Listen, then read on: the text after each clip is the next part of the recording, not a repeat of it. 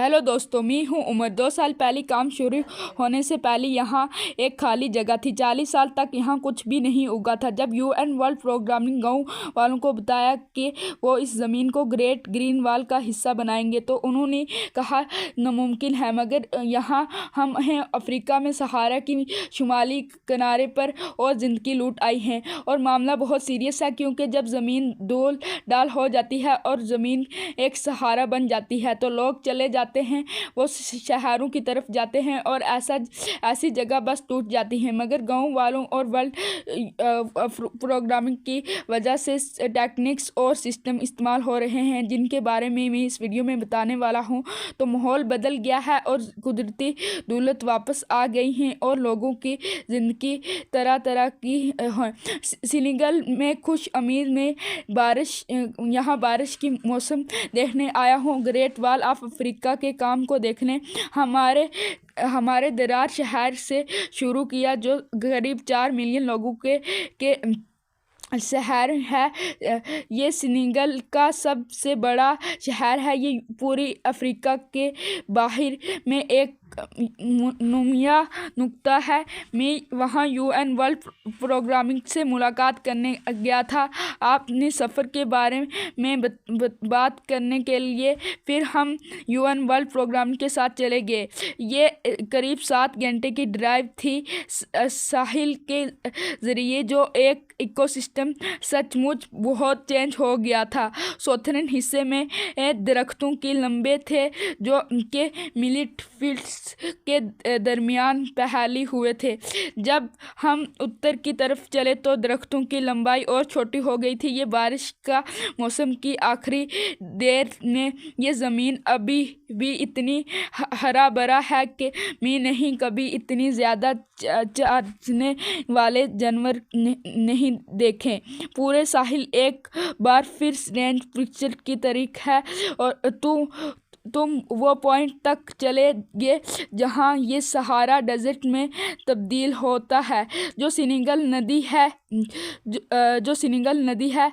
हम यहाँ सेनेगल नदी पर हैं, जो सेनेगल और मुल्तानिया का सीमा है। दूसरी तरफ से जब आप आसमान से देखते हैं तो आप असली मोरानिया के लिटरली रेत दूनी देख सकते हैं जहाँ ये सेनेगल नदी को लगते हैं। सेनेगल नदी सच में सहारा और साहिल के दरमियान का तकसीम करता है। बहुत सी नदियों में ये नदी नहीं सिर्फ सेनेगल और मुल्तानिया के दरमियान सीमा है और ना ही सहारा और साहिल के दरमियान सीमा है।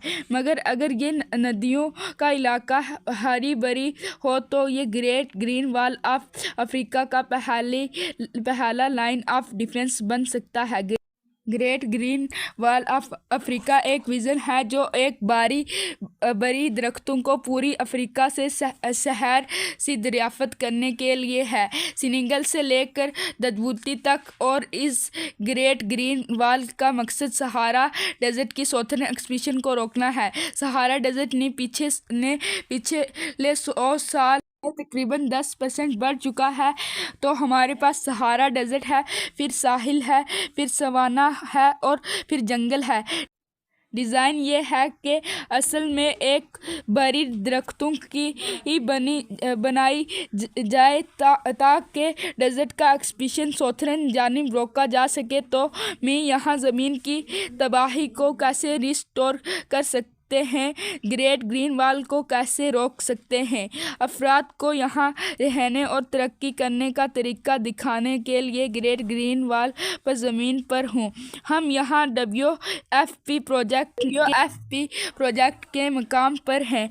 ये एक बहुत ही तबाहशुदा ज़मीन का इलाका है। शुरुआती दौरान जब हमने प्रोसेस और आइडिया को पेश किया तो कम्युनिटी यकीन नहीं किया। उन्होंने कहा नहीं, ये सच नहीं है, ये नामुमकिन नहीं है। हम यहाँ 40 साल से हैं, यहाँ कुछ भी नहीं उगा है। Process community based participatory planning के साथ शुरू हुई।